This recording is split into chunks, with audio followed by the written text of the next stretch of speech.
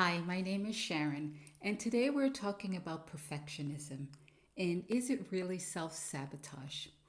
In this video, I'm going to show you 3 transformative reframes that are going to help you rethink your perfectionism and how it may be impacting your career and possibly your life.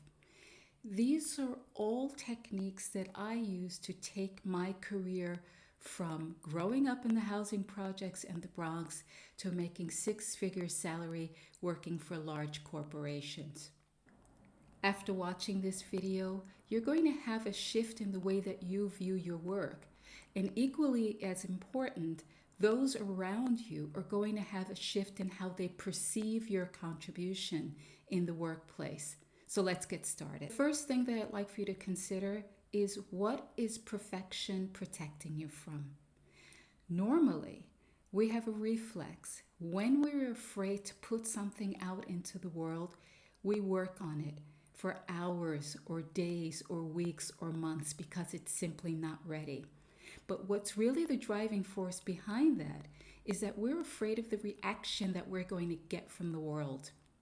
Whether that world is your followers on LinkedIn or on other social media platforms where you're afraid to hit the post button, so you keep rewriting the post over and over again because you don't know how people will react.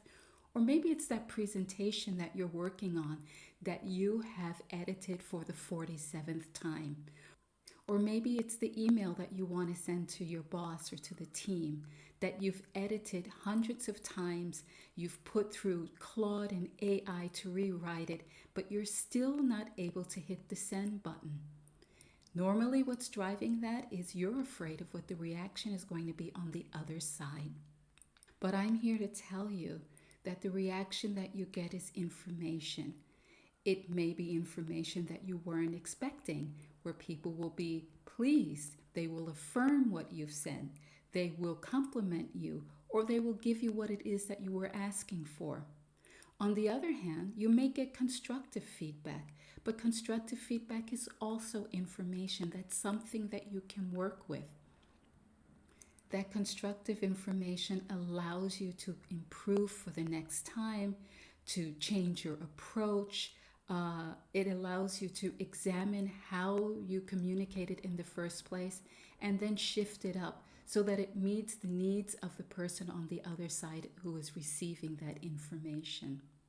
So the question that I want you to ask yourself is, do I continue to work on this and improve it and drive perfection because I want it to be stronger? Or am I doing this because I'm afraid to release it and to let it out? I'm afraid of the reaction. And be honest with yourself when asking that question. I also would like for you to consider to stop confusing excellence with overfunctioning. Excellence drives value. Overfunctioning could be a way of you constantly proving yourself.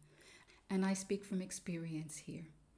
When you are in the state of constantly trying to prove yourself, it's a losing game. First off, it's exhausting. You never feel like you're doing enough.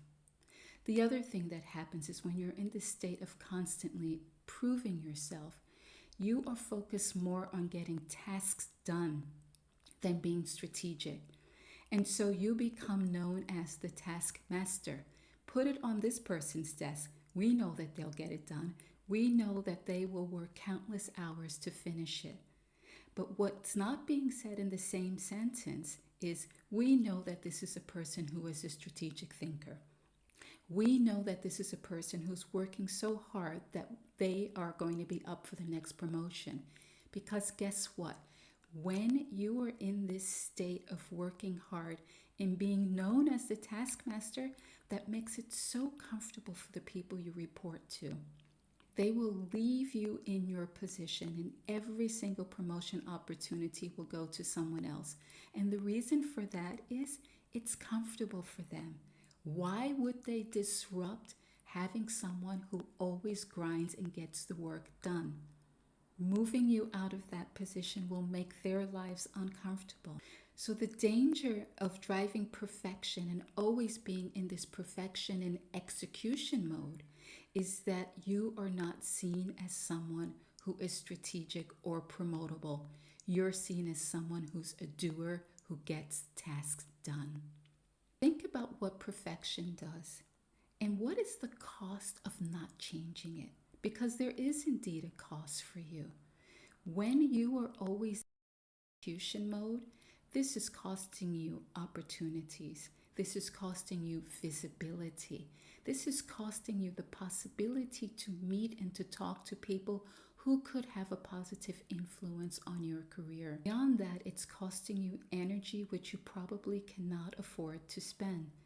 And in most cases, it leads to frustration and job dissatisfaction because you feel like you're working very hard, because you are, and you see that others around you are working okay.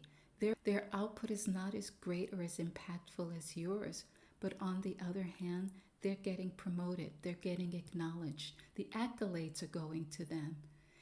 And so I would encourage you to ask yourself, what is this habit of driving perfection in everything that I do costing me? And who would I be if I could release this habit?